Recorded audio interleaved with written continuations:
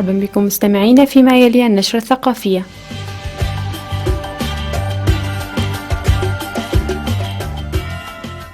نبدأ نشرتنا من الصين، حيث وقعت في مدينة يينغ تشوان عاصمة إقليم نينغيشيا ذي الأغلبية المسلمة شمال غرب الصين اتفاقية للتعاون في مجال تعليم اللغة العربية للطلبة الجامعيين إلى جانب تخصصاتهم المختلفة. ويسعى المعنيون من خلال ذلك إلى تدريب كفاءات تخدم مبادرة الحزام والطريق التي أقرتها القيادة الصينية خلال الأعوام الأخيرة. الإقليم سعى لإبرام اتفاقيات عديدة مع دول عربية في السنوات الأخيرة بالمجالات الاقتصادية والتجارية والثقافية. ويرى كثير من سكان الإقليم ذي الأغلبية المسلمة في اللغة العربية وسيلة لتطوير العلاقات مع الدول العربية وتنمية الإدارة المحلية. وتقول موظفة في مطار الإقليم إنها لاحظت تزايد الزوار العرب، وبالتالي فإن تعليم اللغة العربية سيساعدها على أداء عملها.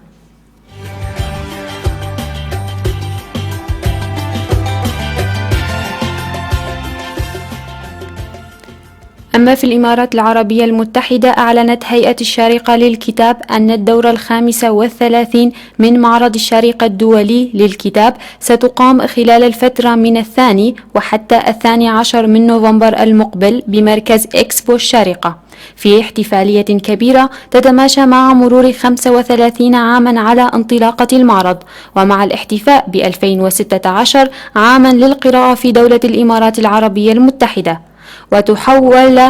وتحول معرض الشارقة الدولي للكتاب منذ افتتاح دورته الأولى في يناير 1982 إلى ملتقى ثقافي كبير يجمع القراء بالمؤلفين والمفكرين والناشرين والإعلاميين، ويقدم مجموعة كبيرة من الفعاليات المتنوعة التي تخاطب مختلف شرائح المجتمع وتشبع شغفهم بالكلمات المقروءة، ويلتقي فيه أفراد العائلة على حب الكتاب.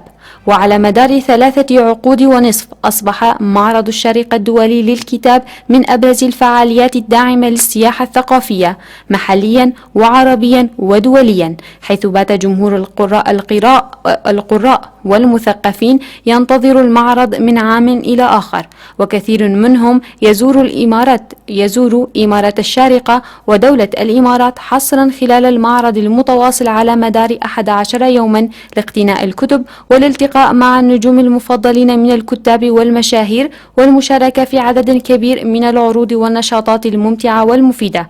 وستكون الدورة المقبلة في المعرض من أهم دوراته في العقد الأخير نظرا لتزامنها مع الذكرى 35 لانطلاقته، وكذلك لكونها تأتي في العام الذي تحتفل به دولة الإمارات العربية المتحدة ب 2016 عاما للقراءة. وسيقام المعرض بعد يومين فقط من انتهاء الاحتفاء بشهر القراءة في أكتوبر المقبل، ليواصل مسيرته في إثراء محبي المعرفة بجدية الكتب والإصدارات المتنوعة.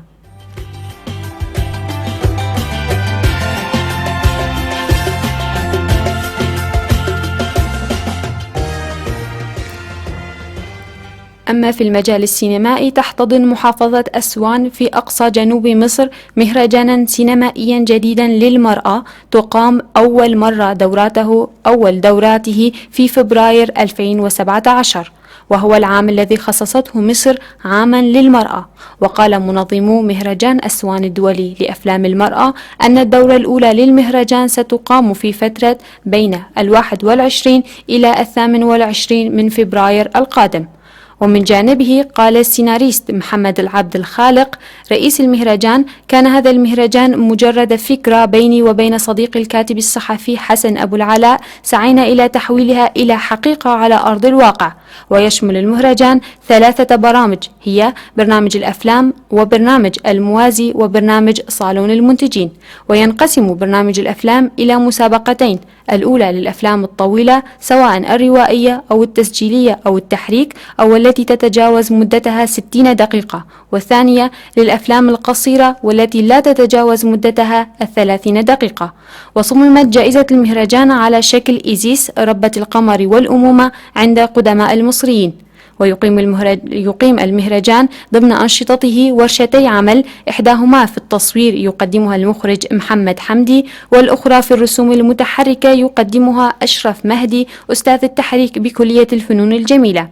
ويكرم المهرجان في دورته الأولى الممثلة المصرية نجلاء فتحي، إضافة إلى فنانة أخرى أجنبية لم يكشف عن اسمها بعد.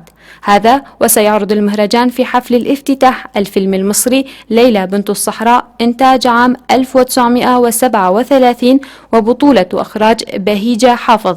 وقد صرح منظمو المهرجان بأن الاختيار هذا الفيلم تحديدا جاء بمناسبة مرور 80 عاما على إنتاجه، ولكون منتجته وبطلته ومخرجته امرأة، إضافة إلى أنه لم يحظى بمشاهدة جماهيرية واسعة من قبل.